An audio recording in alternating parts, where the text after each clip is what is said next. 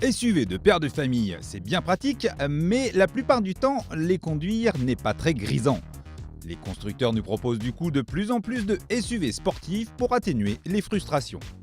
Quelle que soit la quantité de chevaux sous le capot, ces gros engins atteignent toutefois bien vite les limites de loi physique, à moins de travailler sur le poids comme le Stelvio Quadrifoglio.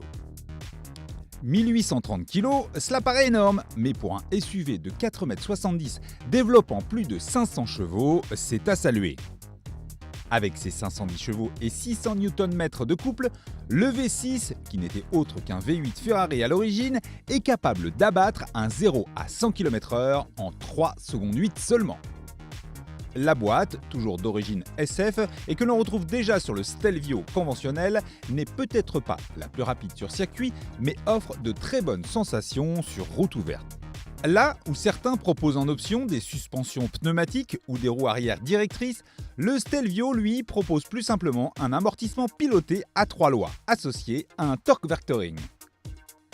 Le Stelvio reste un SUV dont le sous-virage est présent, la sensation de lourdeur aussi, mais malgré ces contraintes, il réagit exactement comme on l'attend à la moindre sollicitation de pédale.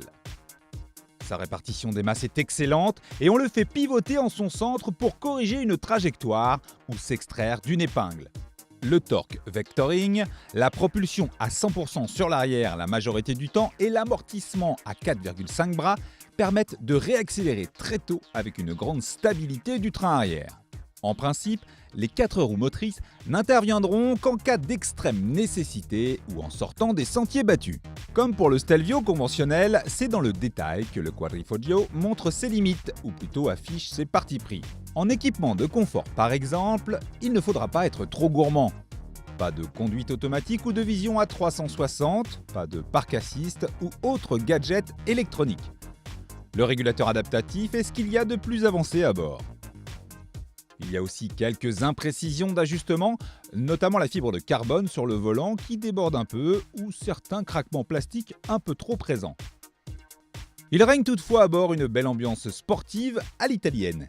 Les sièges baquets Recaro peuvent être coqués de fibres de carbone et on retrouve ces énormes palettes de changement de rapport fixes à la colonne comme chez Ferrari ou le bouton Start rouge sur le volant comme une Audi R8 qui à eux seuls donne terriblement envie d'en découdre. Grâce aux 2 cylindres qu'il rend à ses concurrents sans sacrifier la puissance et une maîtrise des masses, le Stelvio Quadrifoglio est le plus agile face au Jaguar F-Pace SVR et Mercedes GLC 63 AMG coupé. À nos yeux, c'est aussi le plus sexy, surtout en rouge alpha, couleur toujours proposée en série sur le Stelvio. Il ne propose pas la plus grande liste d'équipements, n'est pas non plus le mieux fini, mais est aussi le moins cher des trois. On parle tout de même de budget conséquent, le Stelvio Quadrifoglio est tarifé 91 400 € contre 102 950 pour le Jaguar F-Pace SVR et 102 700 pour le Mercedes GLC 63 AMG coupé.